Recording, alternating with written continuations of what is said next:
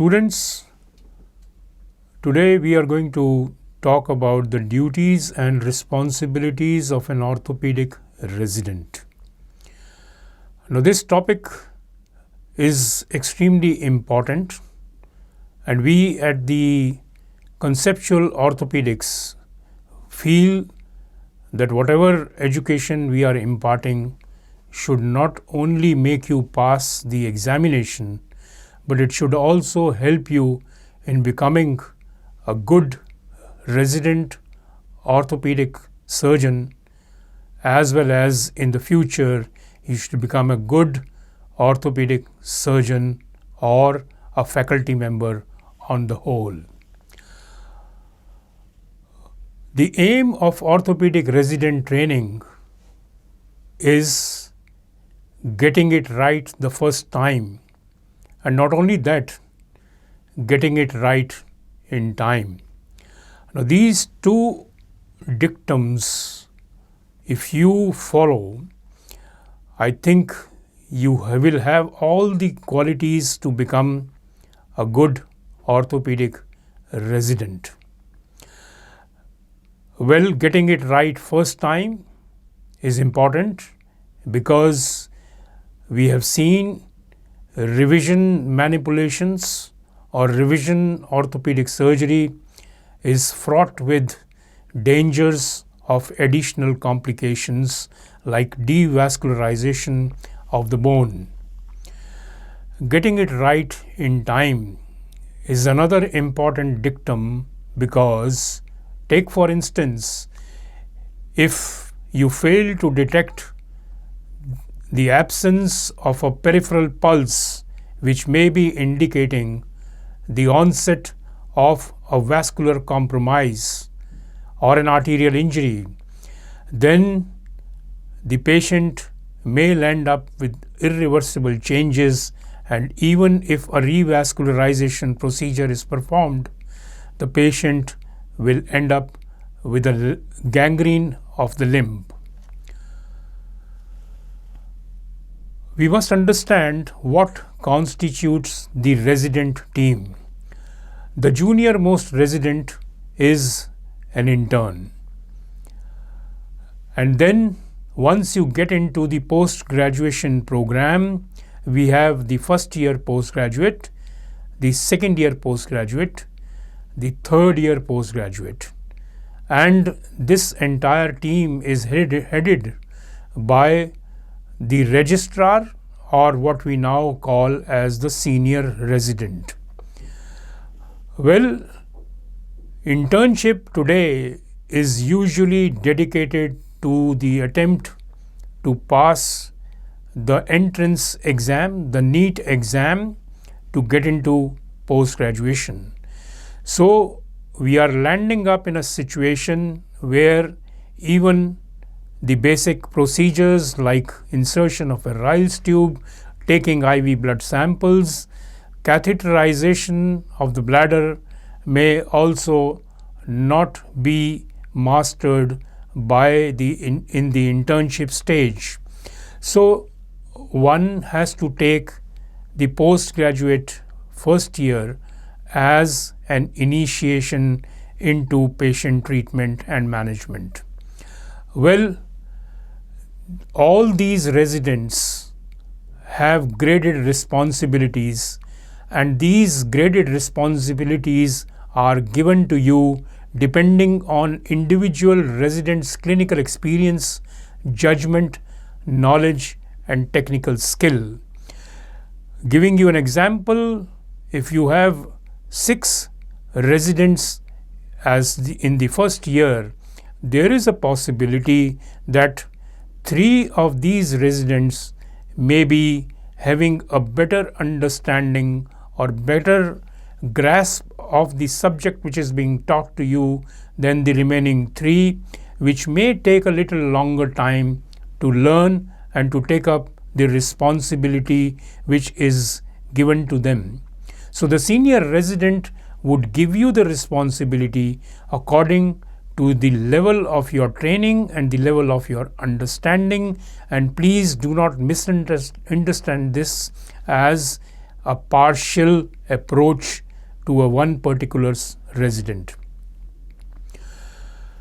You must also understand that this is a highly supervised training program, and each resident must know the limits of his or her scope of authority and the circumstances under which he or she is permitted to act with conditional independence. As you grow in training,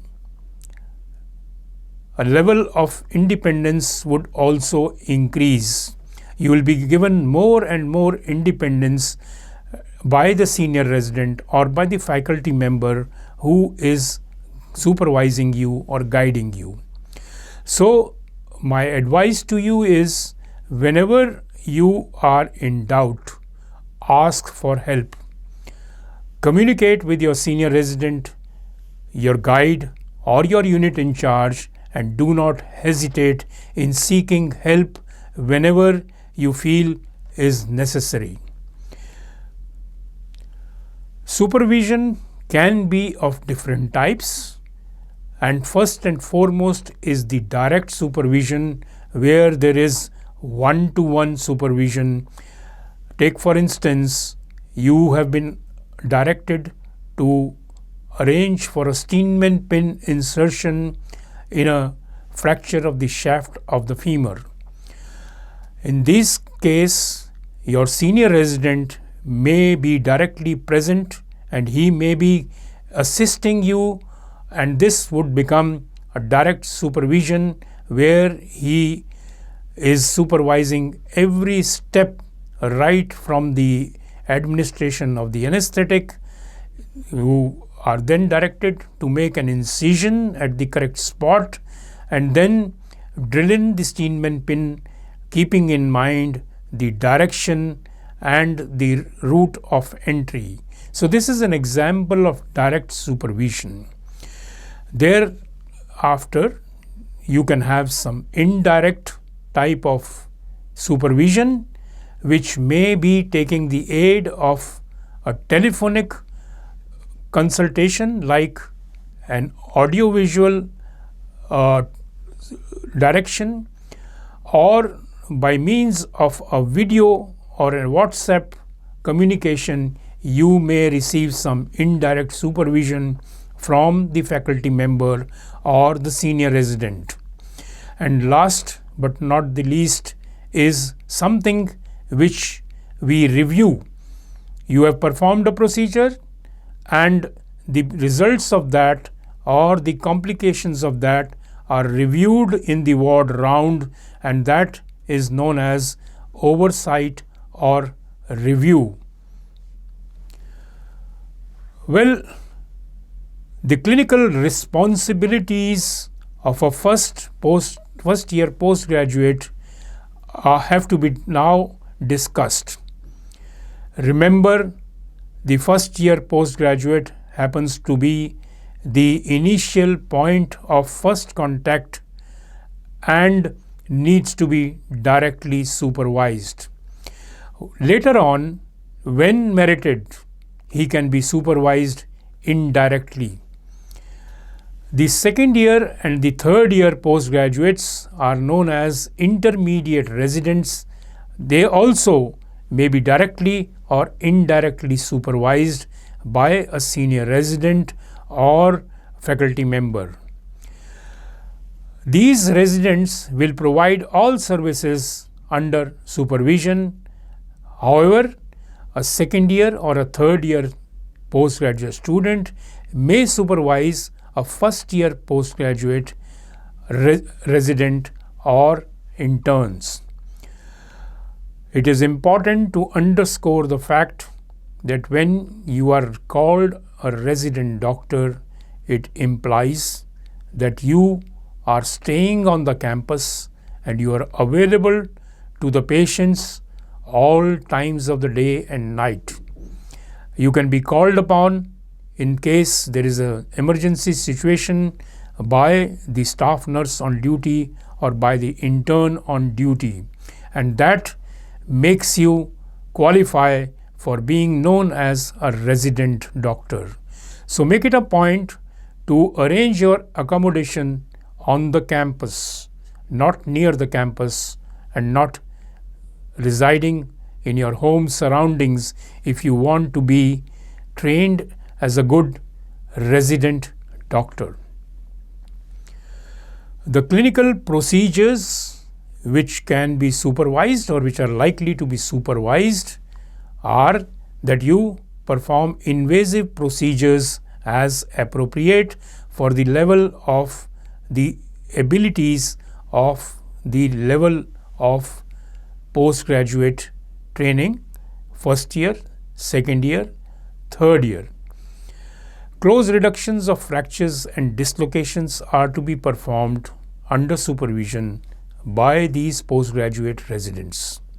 Splinting and casting, injecting and aspiration of joints, wound care and wound suturing, traction pin placements.